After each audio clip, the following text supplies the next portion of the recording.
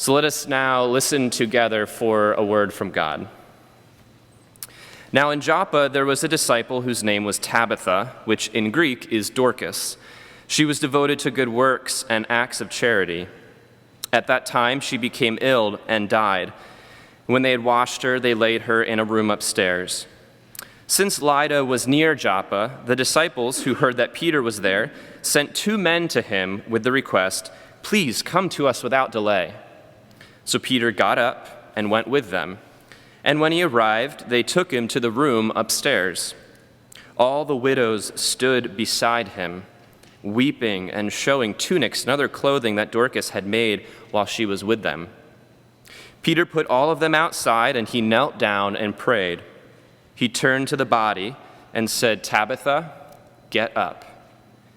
Then she opened her eyes, and seeing Peter, she sat up. He gave her his hand and helped her up. Then calling the saints and widows, he showed her to be alive.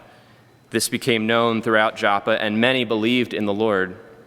Meanwhile, he stayed in Joppa for some time with a certain Simon, a tanner. This is the word of the Lord. Thanks be to God. Please pray with me. Holy Creator, may your Spirit guide us to hear a word from you this morning. Amen.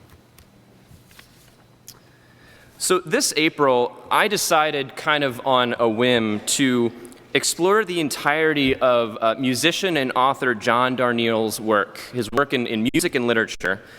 His name was referenced in another book that I thoroughly enjoy, and I simply had that thought, I need to learn more about this guy. So I spent a little over a month reading his 3 novels and almost exclusively listening to his band called the Mountain Goats. Now, I've come to believe that taking time to really dive into the specific life and work of someone who catches your attention is a worthwhile experience. With every book or song or Wikipedia page or YouTube video that I viewed of him, I was drawn deeper into the stories that shaped his life and work. And it was always a new question or a new curiosity that drew me further and further into his story. It's that curiosity and similar line of asking questions that I believe will take us deeper into this story titled Peter in Lydda and Joppa. That's how my Bible, and I think the Bibles in the pews, titles this story. But I think one simple question will turn this published title on its head. Who is this story about? And what if this story is less about Peter and more about Tabitha? What if we let ourselves be drawn into not only Tabitha's story, but the widows of Joppa?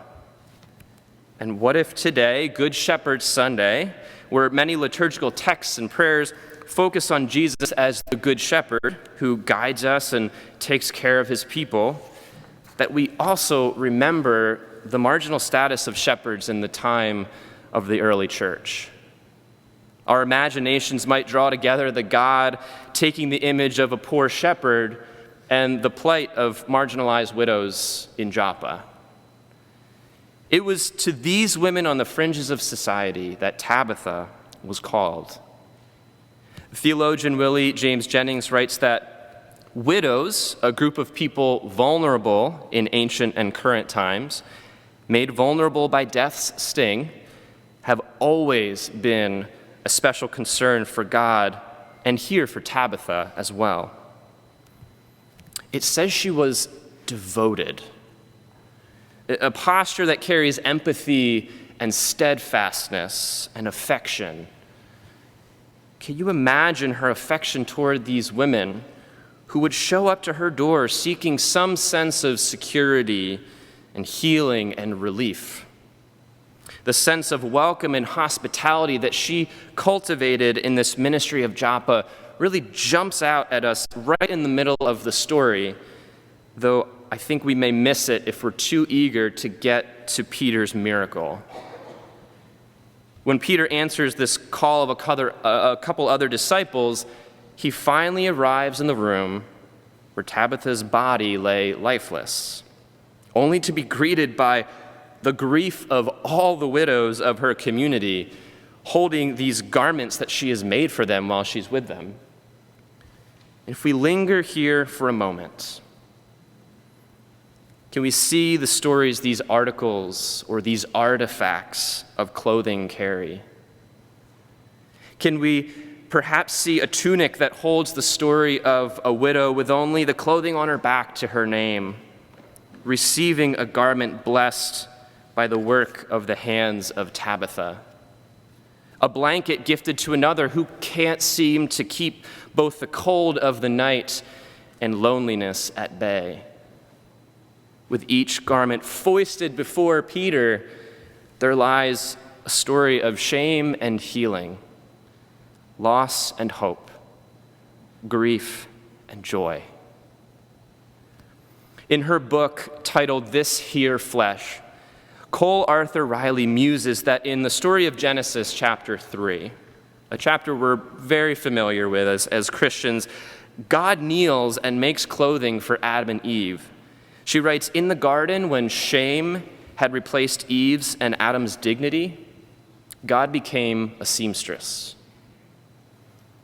In the time following Jesus' resurrection, when shame stole the dignity of the widows of Joppa, Tabitha became a seamstress.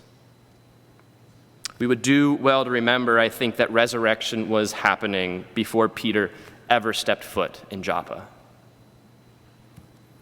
But now she's gone. The harsh sting of death is returning to these women who had found some shred of their dignity in the devotion of this garment-crafting disciple of Jesus. What fear there must have been at this moment. Not only a familiar sense of loss, but the weight of vulnerability returning with a renewed pressure. I mean, surely these women are not just weeping for Tabitha. They're also weeping for themselves. But it's moments like these where it seems like there's no way forward, or the way forward has been stolen, that the living God shows up.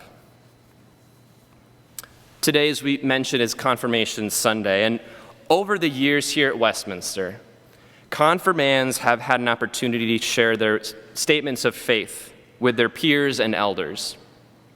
And it's remarkable that the statements we have heard over the years have very often included or centered around stories of what I'll call death's sting, losing a loved one or a friend, pain of divorce or family conflict, experiences of being bullied. And though the stories, outcomes, and conclusions might not all be the same, these same youth also share how God somehow has shown up within or even despite their stories, showing up in the comfort of church community, showing up in the affirming reminders of their belovedness, showing up through a sense of calling, showing up in those who reflect the same devotion and compassion as Tabitha. Tabitha, whose life and ministry in this moment seem to be all for naught. But as we return to the scene, Peter sends everyone out of the room. And we can imagine him looking at her body and saying, "Tabitha, get up." And by the breath of the Spirit, Tabitha lives. She takes Peter by the hand and is shown to all the disciples and widows there. In the spirit of the resurrected Jesus, she is given back to her community, back to the lives of the vulnerable. God's resurrection power returns us to one another. But we would do well not to mistake this miracle as though everything is just back up and running as usual, that it just took a bit of magical handiwork to bring Tabitha back. Because Tabitha is raised from the dead, these widows are certainly not alone any longer. But also, if death has lost its sting, then things need not be the way they've always been. Reality is no longer bound to the world as we've ordered and created it with its hierarchies and orderings that we've believed to be immutable.